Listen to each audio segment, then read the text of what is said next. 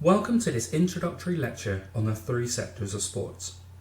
The aim of this session is to help you understand the different sectors in sports, what each sector broadly aims to achieve and how it contributes to the sporting landscape, and examples of different organisations in each sector. Organisations may not fit as neatly into one sector as we're introducing here, and the sectors can overlap. However, as a starting point, you may find it useful to see the sectors as separate, as we are in this session. There are a number of organisations who contribute to the sporting landscape, as shown here. Some of these may directly contribute to traditional sport participation, such as leagues and clubs. Some may contribute more to outreach work, such as sport development officers in governing bodies or community trusts. And some may contribute to performance, such as nutritionists and physiotherapists, to name just a few examples. There are also organisations who contribute to the sporting landscape in some way, but they may not be directly related to sport, such as prisons trying to provide good quality rehabilitation support for inmates, the NHS supporting physical rehabilitation for people, and care homes providing physical activity for elderly patients. Sport can be a broad term which captures physical activity at its most simplistic level, further complicating the sporting landscape picture.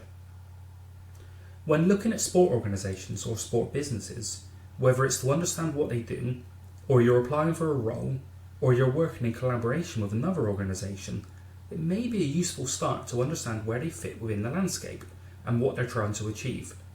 We will now work through each of the sectors one at a time.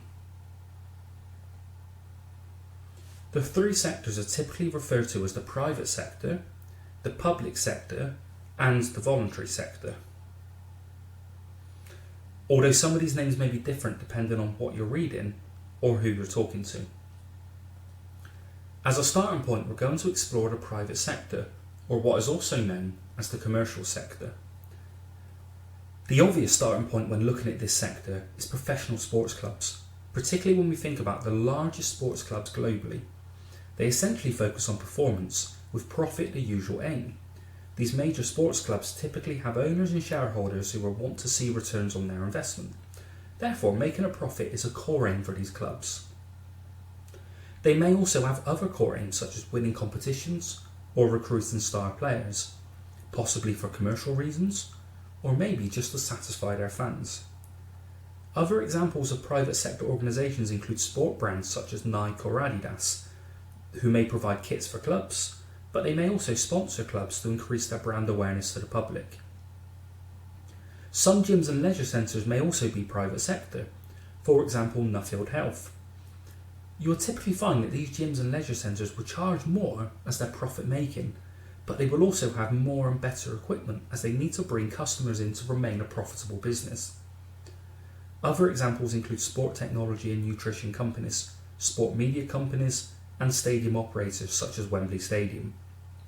Private sector companies would typically be set up as a limited company with a board of directors and/or investors at the top of the organisation. They will pay tax on company profits, and as they are a business in the truest sense of the word, they will often respond to consumer trends and feedback quickly, meaning these organisations can change direction and maybe even change some of their values quite quickly to avoid going out of business. Now, if the private sector is about making money, to put it crudely, the public sector is about something very different. The public sector refers to the government or an agency working on behalf of the government. The government has an interest in sport for many reasons, with the most commonly discussed reason being the cost of poor health on the healthcare system. Therefore, in theory, a healthier nation will reduce the cost of healthcare. There are other reasons why the government influences sport, such as trying to create a feel-good factor by supporting elite sport, impacting the economy through major sports, and to help young people develop a transferable skill set which can help them in adult life. The government don't deliver sport provision, with their role being to create policy and to allocate public funding. The government allocate hundreds of millions of pounds for organisations and projects whose work contribute to the government-created sport policy. Therefore, with such high level of funding being offered, sports organisations usually set themselves up to work towards the government policy. Local governments will also draw down some of this money from central government to give to local organisations and local projects, as they have local and regional knowledge. Now, to be involved in every funding decision or to write well-informed policies in sport would be very time-consuming and also require a lot of expertise. Therefore, the government outsources this to public agencies who were created to do this work on behalf of the government. The biggest two in sport are Sport England, who are responsible for community and participation sport, and UK Sport, who are responsible for elite sport.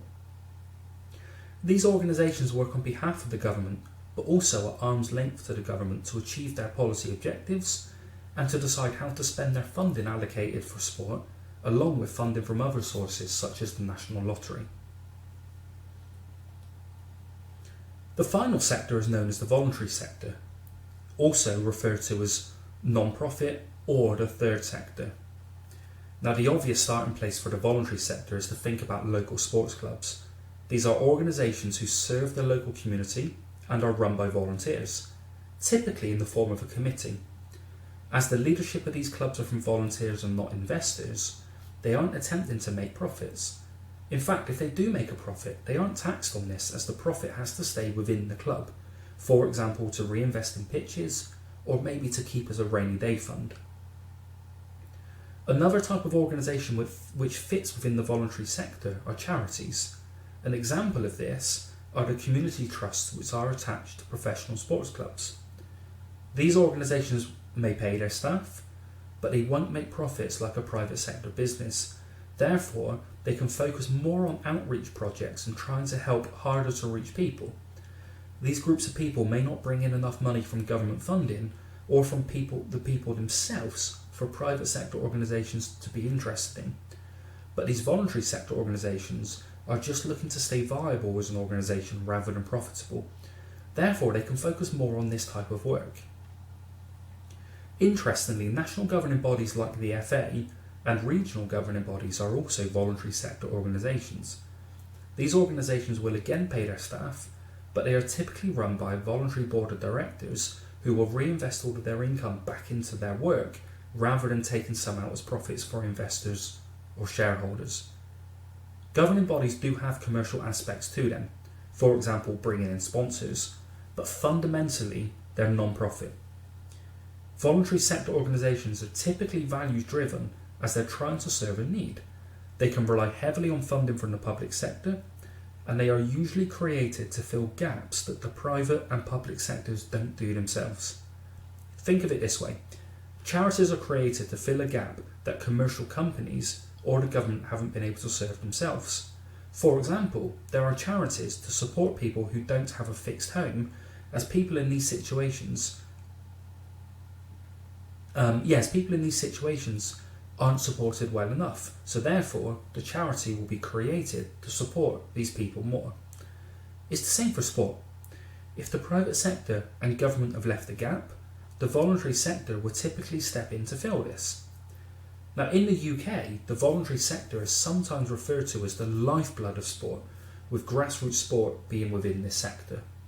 Now, hopefully you found that quite useful in terms of understanding the three sectors and how organisations fit within the three sectors. If you want to take it further than this, you might want to start thinking about how specific organisations may fit a sector, but may also have aspects which cross over different sectors. So the example we spoke about briefly here in the voluntary sector was governing bodies. The FA, for example, or any other governing body will be a voluntary sector, not-for-profit organisation, but they may also have strong commercial aspects to them, which fits more of a private sector type thinking, and they may also work very closely with the public sector to draw money in for their projects and their work, which again fits more public sector thinking. So organisations may be more one than the others, but they may slightly overlap.